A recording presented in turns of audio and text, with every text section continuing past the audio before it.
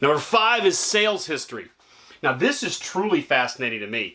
A lot of times a real estate agent that's helping you buy a house is going to tell you how much the previous person bought it for, when they bought it, and all that kind of stuff. But I'm talking about going detailed into history and seeing over a long period of time what's happened with that house.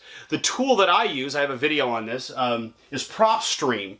I think it's the absolute greatest tool that's ever come out in the history of real estate investing for allowing you to get research on a house. And so, yes, you can get sales history for some other places, but PropStream has so many nice bells and whistles.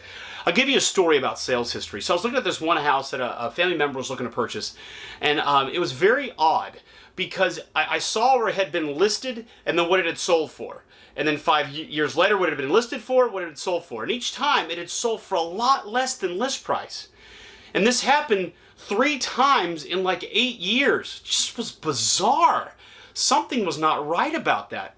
And it came to find out there is a train track kind of behind the house, but through the woods, and it was hard to see on satellite because the big oak trees had grown over, and so people didn't necessarily realize that there was a train track there, and the train would come every 3 and 6 a.m. and it was super loud.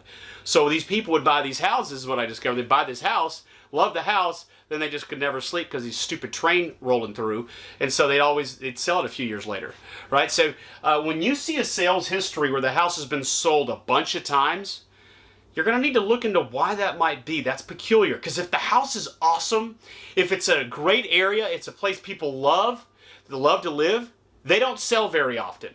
Now again, 1 or 2 sales is not a big deal. It's all of a sudden becomes a pattern. So I study the sales history. That tells me a lot about what's going on. It's no different than a car, right? You know, they have this thing called the Carfax. They have these where you can see, and if you've seen where a car has been bought and sold 4 or 5 times, it's kind of got to be a lemon, right? Because there's a reason why everybody keeps getting rid of it. So sales history has been a big thing for me. And I say sales history, but I mean everything about the background of the house. And again, that's what PropStream can help you with.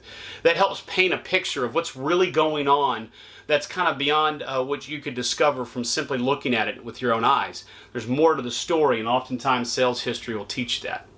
Number 6 is what I call varied visits.